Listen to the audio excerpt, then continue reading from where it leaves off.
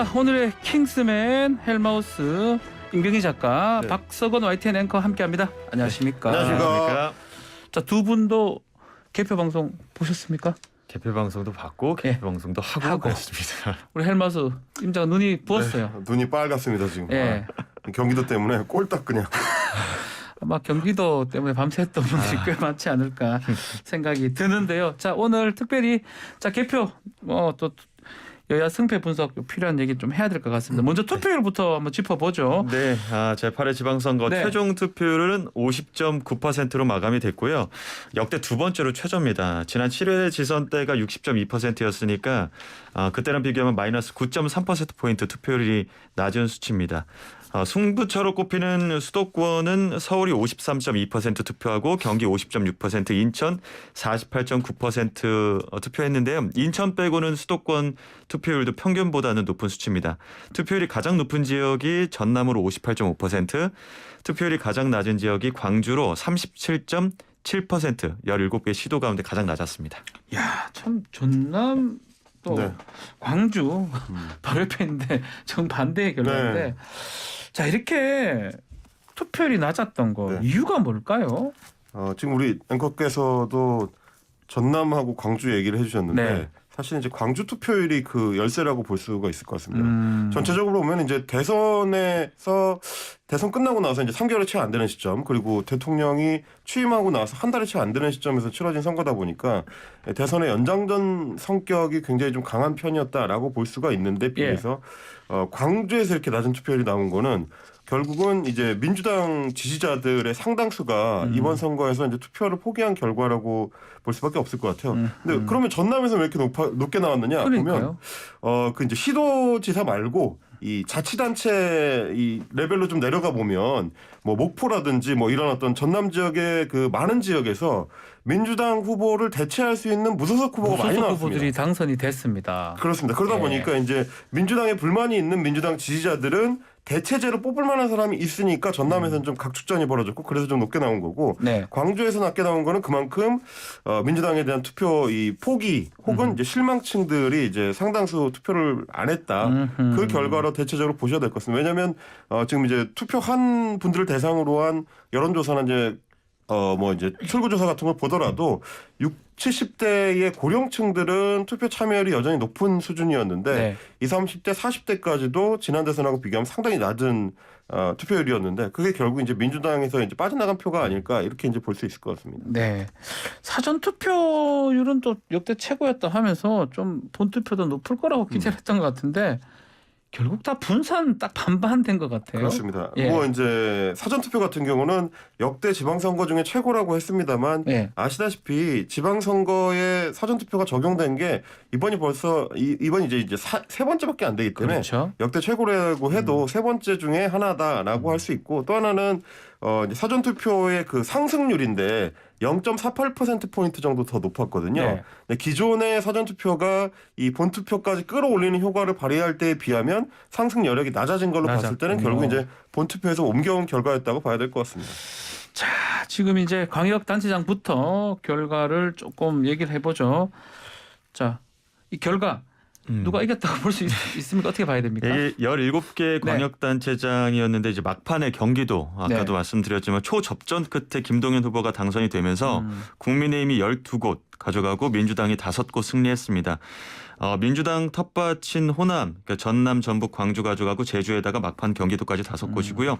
국민의힘이 충청, 대전, 경합 지역까지 모두 가져갔습니다. 네. 기초단체장도 226개 중에 국민의힘이 146곳, 민주당이 62곳 이렇게 가져갔습니다. 네.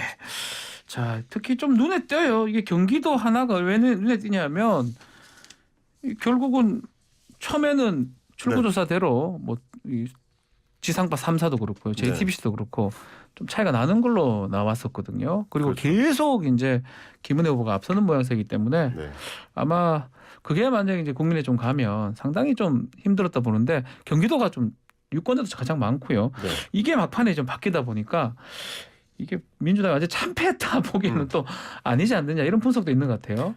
사람 마음이라는 게 그렇습니다. 이게 마지막에 누가 예. 웃느냐에 따라서 예. 내가 이겼지라고 이제 주장할 수 있는 그런 어떤 근거가 될 것 같은데 네. 말씀하신 것처럼 다른 데도 아니고 경기도이기 때문에 경기도가 이제 이 유권자 그 집단 자체가 가장 덩치가 크고 인구도 1,500만 명 가까이 되기 때문에 워낙에 이제 중요한 곳이었는데 10,000표 차이도 안 되는 걸로 지금 나오고 뭐 있습니다. 8,000표인가요? 제가 저 아직까지 다 보지를 네, 못했는데. 8,000여 표 차이로 지금 거의 이제 당선 확실히 뜬 예. 상태인데 결국은 경기도를 가져가면서 민주당 입장에서는 최악은 면했다라고 이제 평가를 할 수 있을 것 같습니다. 근데 뭐 만약에 이제 이게 출구조사가 만약 김동연 후보가 앞서는 거 나왔으면 더 그런 게 없었을 것 같은데 그렇죠. 아마 진다고 생각을 하다 보니까 저도 뭐 어제 개표 방송을 하면서 민주당 졌다라고 뭐 경기도가 만약 어디로 가냐 아주 큰 그 승부처였거든요. 이제 이렇게 보시면 될 것 같아요. 처음에 민주당에서 이재명 총괄선대위원장이 네. 선대위원장을 수락하고 나올 때는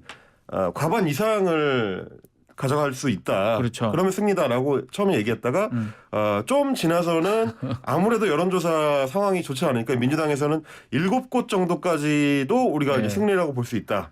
그건 이제 비대위 차원에서 나왔던 네. 얘기입니다.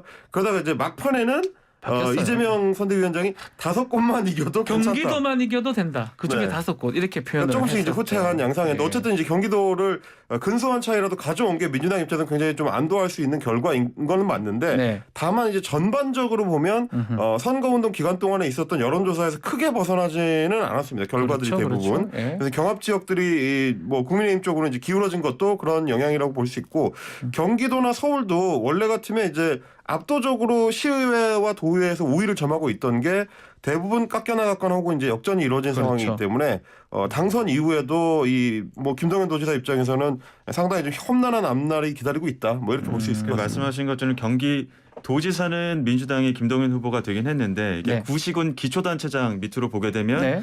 경기도가 31곳 시군 중에 국민의힘이 25곳 가져가고 6곳이 민주당입니다. 지난 2018년 지방선거 때는 국민의힘이 2곳이었고 민주당이 29곳 싹쓸이 했었는데 네. 이게 완전히 반전이 되는 상황이어서 그 부분도 조금 주목해서 보시면 좋을 것 같아요. 굉장히 좀 중요한 지점을 짚어주신 게 뭐냐면 특히 민주당 입장에서는 뭐 지난 대선에 5% 이겼던 경기도에서 거의 아슬아슬했다는 것도 이제 달라진 문제지만 이제 기초단체별로 보면 전통적인 텃밭이었던 지역들을 상상수 잃었습니다.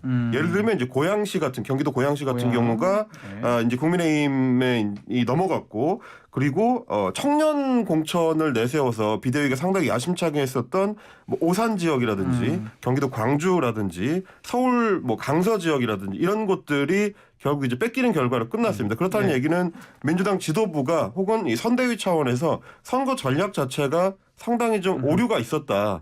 이걸 이제 보여주는 결과가 아닌가 싶습니다. 좋습니다.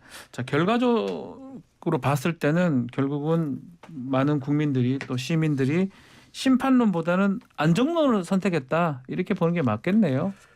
그렇습니다. 근데 이제 뭐 이건 두 가지를 다 보셔야 될 것 다 같아요. 봐야 됩니까? 결과론적으로 보면은 여당이 이겼으니까 안정론을 택했다라고 할 수도 있지만 네.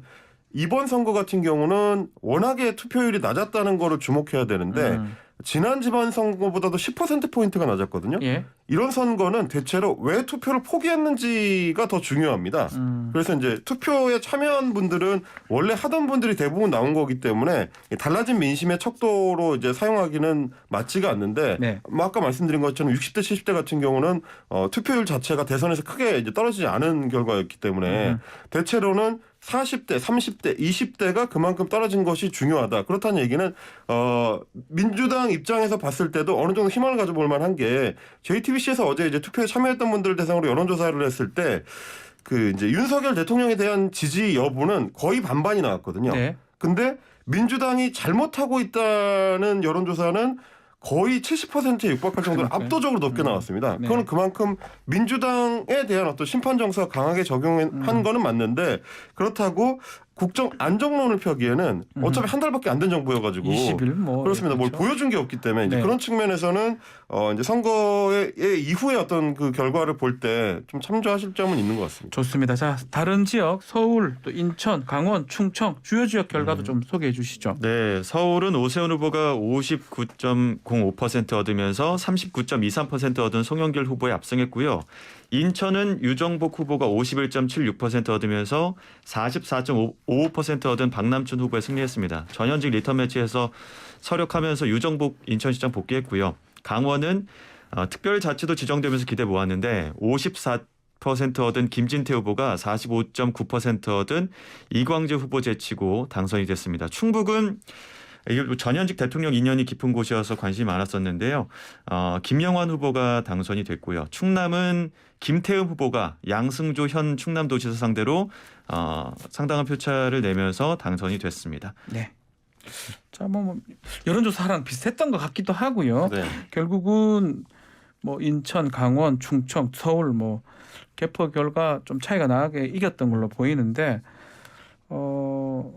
오세훈 당선인 얘기 먼저 하면 네. 서울시 의원이 좀 더 확보가 된 것 같습니다. 네, 이를 좀 하는 토대는 마련됐다고 봐야 됩니까? 지금 뭐 보시면은 서울시 의원의 숫자는 많이 확보가 된 걸로 볼 수 있을 것 같아요. 네. 지금 정당별 현재 1위 후보자 수만 보더라도 70대 31이고 네. 여기에 이제 비례대표가 더해지면 격차가 좀 더 벌어지게 될 걸로 보이는데 그렇게 되면 오세훈 시장 입장에서는 사실 지난 재보궐선거로 당선되고 1년밖에 안 됐기 때문에 네. 시민들 입장에서도 한번 좀 일을 할 수 있는 토대를 밀어줘야 되지 않겠느냐라는 심리가 좀 적용한 걸로 파악이 되고요.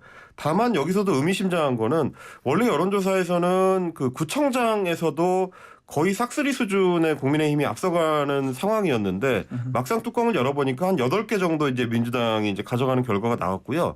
그리고 득표로 봤을 때 구청장 선거에서 민주당 후보가 받은 전체 득표 수가 오세훈 서울시장이 받은 전체 득표 수랑 비교했을 때 더 많습니다. 아, 그렇죠. 뭐 그렇다는 얘기는 결국은 인물에 따라서 결과가 이제 갈려지는 달라졌다는 양상을 거죠. 보여줄 수도 있고 예. 서울시만 놓고 봤을 때는 어느 정도 이제 견제와 균형을 시민들이 이제 맞춰주고자 하는 목표가 있었다. 이게 있겠지만 그보다 더 중요한 건 민주당이 또 역시 마찬가지로 서울시장 후보를 전략적으로 봤을 때는 잘못 냈다. 이 결과로 볼 수 있을 것 같아요. 왜냐하면 보통은 광역단체장 후보가 전체 선거 구도를 끌고 가면서 기초단체까지 영향을 미쳐야 되는데 거꾸로의 결과가 나왔다는 얘기는 구청장들은 상대적으로 뭐 재선 후보들이 많았고 민주당 입장에서는 괜찮은 후보들이 많이 나온 데 비해서 서울시장의 경쟁력은 다소 떨어진 게 아니냐. 네. 이런 결과로 볼 수 있을 것 같습니다. 알겠습니다. 자, 끝으로 재보궐선거 결과도 한번 보죠. 네, 지금, 재보궐선거 지금 이재명 안철수 후보 특히나 관심이 많았었는데 총 재보궐선거에서는 국민의힘이 5곳 가져가고 민주당이 2곳을 가져갔습니다. 그리고 그중에서 이재명 후보는 인천 계양을 해서 55.24%, 윤영선 후보가 44.75%니까 이재명 후보가 10%포인트 차로 이겼습니다. 네. 근데 이제 뭐 선거 그 개표 내내 좀 대통령 후보였던 이재명 후보였고 또 좀 무명의 후보를 10%포인트 차로 이긴 게 그리 흡족한 상황은 아니다. 이런 분석들도 있다 보니까 조금 내내 굳은 표정도 있었고요. 또 성남 분당갑 같은 경우에는 안철수 후보가 62.5%, 김병관 후보가 37.49%로 안철수 후보가 낙승을 하면서 집권 여당의 3선 중진 의원으로 국회에 복귀하게 됐습니다. 자, 헬마우스 임 작가님. 네. 자, 국회의원으로서 이 두 분 어떤 모습을 또 보일지 또 예상을 해볼 수 있을까요? 네, 뭐 안철수 후보 이제 당선자 네. 입장에서 의원이군요. 이제 두 분 다 예. 의원이죠. 뭐 당선 필요 없죠. 재보궐이기 때문에 바로 의원이 되는 네, 거죠. 바로 의원이 되는 건데 안철수 의원 같은 경우는 뭐 국회 경험이 이제 이전에도 많이 있었기 때문에 네. 뭐 그 자체로 의미가 있다기보다는 내년에 있을 국민의힘 이제 당 대표 선거를 네. 위해서 굉장히 중요한 포석을 뒀다. 왜냐하면 대통령직 인수위원장 시절에 굉장히 어려움이 많았기 때문에 사실상 국민의힘 내에서 자리 잡기 어려운 거 아니냐라는 얘기가 많았는데 이번 선거를 통해서 이제 기사회생하는 계기를 좀 삼았고요. 네. 이재명 의원 입장에서는 그동안 국회 경험이 없다는 게 이제 약점으로 많이 이제 지적을 받아왔는데 이번에 여의도에 들어가면서 이제 국회 경험을 장착할 수 있게 된 점 아마도 그리고 곧 있을 8월에 있을 이 당대표 선거에서도 영향력을 이제 상당히 발휘하거나 혹은 본인이 네. 선수로 뛰게 될 수도 있는 가능성이 열렸다. 뭐 이런 측면에서는 두 의원 모두 앞으로 이제 당권을 둘러싼 경쟁이 이제 관심의 할 초점이 될 것이다. 것 같습니다. 그러면 민주당 비대위는 어떻게 될까요? 민주당 비대위는 책임을 면하기가 좀 어렵게 됐죠. 뭐 어제 JTBC 여론조사에서도 보시면 가장 좀 민주당에 대해서 잘못하고 있다는 지적의 두 번째가 쇄신, 혁신을 제대로 하지 못했다라는 거였는데 그 책임을 민주당 비대위가 비껴가기는 좀 어렵고요. 네. 그리고 선거 결과도 민주당 입장에서는 어쨌든 뭐 참패다 혹은 대패다 이제 이렇게 평가할 수밖에 없는 상황이라서 네. 비대위가 책임 면하기는 좀 어려울 것 네, 같습니다. 오늘 오전 10시에 이제 국회에서 비공개 회의 열고 네. 이 비대위 회의 열면서 전원 사퇴 가능성도 거론이 되고 있고 아하. 이런 부분에 대해서 수습방을 논의할 예정이라고 합니다. 알겠습니다. 아까도 말씀드렸지만 선거 전략상으로 비대위의 전략이 먹혔다라고 평가할 수 있는 지역이 거의 없습니다. 없죠. 그렇다는 거는 결국 후보들이 이제 끌고 간 선거가 아니면 중앙당이 별로 한 게 없다는 결과로 될 수밖에 없는 거라서 비대위가 계속 그 존속을 하기는 좀 어렵지 않을까 뭐 그렇게 좀 보여집니다. 아마 이제 조기 전당대회로 갈 가능성도 있을 것 같습니다. 네, 저 다른 소식 또 박서건 앵커 좀 전해주시죠. 네, 김건희 여사 코바나 대표 13년 만에 사임 제2부속실 부활인가라는 소식입니다. 네. 윤석열 대통령 부인 김건희 여사가 31일 전시기획사 코바나 컨텐츠 대표직에서 공식 사임했습니다. 코바나 컨텐츠 측에 따르면 김 여사는 최근 주주총회를 통해서 회사 대표직에서 13년 만에 물러났다고 전했습니다. 김 여사는 윤 대통령 당선 후에 이제 내조를 위해서 코바나 컨텐츠를 통한 영리 사업을 중단한다고 밝히기도 했는데요. 한때 이 회사에서 공익 활동을 이어가는 방안도 검토했지만 윤 대통령 임기 중에 문을 닫고 사실상 폐업 또는 휴업을 하는 쪽으로 결론 내린 것으로 전해졌습니다. 김건희 여사는 당분간 대통령 배우자로서 활동 방향에 대해 모색할 것으로 보입니다. 이 당선인 때만 해도 김 여사가 코바나 콘텐츠 통해서 공익 활동하겠다라고 얘기를 했는데 입장이 좀 바뀌었네요. 입장이 바뀌었다고 볼 수밖에 없는 예. 것이 뭐 공익 활동을 하겠다는 얘기도 했었지만 대선 후보 시절에는 예. 대통령 부인 그러니까 영부인으로서가 아니고 대통령 배우자로서의 역할에 뭐 집중하겠다. 그렇죠. 뭐 본인이 그렇게 얘기를 했습니다. 그 얘기만 하더라도 대통령 영부인으로서의 이제 공적인 것보다는 이제 개인 김건희로서의 이제 역할에 충실하겠다라는 쪽에 좀 더 가까운 얘기였는데 네. 지금 최근에 이제 논란이 되고 있는 그 양상들을 보면 그렇게 두질 않는다. 이를테면 이제 뭐 지지자들이나 언론들이 김건희 여사를 이제 보도할 때 그런 식으로 두지 않는다는 걸 이제 확인했기 때문에 네. 아무래도 이제 회사를 운영하면서 대통령 배우자 역할을 수행하는 데는 좀 제한 사안이 많다고 좀 판단을 했었던 것 같고요. 뭐 이를테면 지금 지난 한미 정상회담 때 바이든 대통령과 그 영부인 질 바이든 여사한테 이제 선물을 하는 과정에서 소위 이제 도록을 포장해서 선물했는데 예. 그때 이 코바나 콘텐츠 끈을 사용하면 그게 또 굉장히 좀 논란이 뭐 됐었거든요. 고의는 아닌 것 같은데 문제가 되죠. 그렇습니다. 뭐 예. 그런 식으로 이제 코바나 콘텐츠라는 영리 회사든 비영리 회사든 회사의 대표로 운영을 하는 동안에는 이런 자잘한 어떤 논란거리들이 계속 생길 가능성이 있기 때문에 그 부분에서 좀 아예 가능성을 차단하자는 생각을 했던 것 같습니다. 자, 대표 사임도 했지만 대통령실에서는 담당 직원이 지금 필요하다고 그렇게 밝히기도 했네요. 네, 그 김건희 여사 담당하는 인력이 이제 생길 것으로 보이는데요. 네. 제2부속실은 폐지가 됐지만 최소한의 인력을 투입돼야 한다는 취지로 해석이 됩니다. 31일 대통령실 관계자는 과거 영부인을 담당했던 제2부속실은 없는 상태라면서 지금까지는 김 여사가 특별히 대외 활동이 없었지만 앞으로 활동할 때 담당 인력이 필요하다는 문제의식을 갖고 있다 이렇게 밝혔습니다. 네. 앞서 김건희 여사 관련해서 29일 날 팬클럽 통해서 대통령실 내부에서 찍은 사진이 노출되면서 이제 보안 문제가 논란이 되기도 했었는데요. 그렇죠. 예. 네, 사진이 이제 대중에게 전달되는 방식을 두고 논란이 커지니까 대통령실이라는 이제 공적인 공간에서 대통령 부부의 일상의 공식 루트인 대통령실이 아닌 김 여사 팬클럽을 통해 공개된 부분들에 대해서 좀 문제의식을 갖고 있는 것 같습니다. 네. 자, 이래 되면 뭐 제2부속실이 좀 부활하는 거 아니냐 이런 얘기도 있고요. 특히 사진이 공개된 게 좀 논란이 크게 된 것 같아요. 일상 사진이긴 하지만 대통령 업무 또 집무실이 공개된 거거든요. 그렇습니다. 이거 어떻게 봐야 됩니까? 그러니까 사실은 이제 김건희 여사의 활동 양상을 보면 뭐 본인의 인스타그램 계정 같은 이제 SNS 활동을 굉장히 좀 활발하게 하는 편이고 예. 그리고 지금 알려진 걸로만 하더라도 팬클럽 회장에게 직접 본인이 이제 사진을 보내주고 그게 이제 보도가 되는 형식이 되고 있지 그렇죠. 않습니까? 예. 근데 이게 자칫 잘못하면 소위 말하는 이제 비공식적인 기구, 그러니까 비선 활동으로 비춰 보일 위험이 좀 있습니다. 이런 일이 자꾸 이제 반복되다 보면 그런 문제에 노출될 수가 있기 때문에 차라리 그럴 거면 공식적으로 기구와 이제 그 어떤 규정을 거쳐서 이런 활동을 하는 것이 낫지 않겠느냐라는 판단이 가능한 거고요. 그렇죠. 제2부속실을 없앨 때만 하더라도 뭐 아까 말씀드린 것처럼 김건희 여사가 개인 김건희로 활동하고 직접적으로 이제 영부인으로서 활동은 하지 않겠다라고 얘기를 했었기 때문에 필요가 없다고 했던 건데 근데 지금은 뭐 그렇지 않은 상황으로 흘러가다 보니까 공식 기구를 통해서 전반적인 활동을 좀 관리하는 게 낫겠다. 이제 그런 판단이 가능했을 것 같습니다. 알겠습니다. 자, 오늘 킹스맨 여기까지 하겠습니다. 자, 헬마우스 임병윤 작가 또 박사고 마이텐 앵커 감사합니다. 감사합니다. 고맙습니다.